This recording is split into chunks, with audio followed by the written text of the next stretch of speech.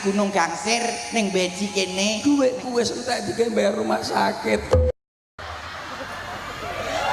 Betake aku rene iki kuwi. Mulane omonganmu mau arep tak genahne. Sehat itu Mahal. sing ngomong sapa? Sehat itu murah. Sing mahal kuwi sakit. Oh. Sapa sing ngomong? Loh, aku ini loh. Kok iso sehat murah? Sehat murah, mangan sak mangan enak. Mergo awake sehat, mangan apa wae mlebu sehat. Ya mangan tiwul bene sehat bosok we.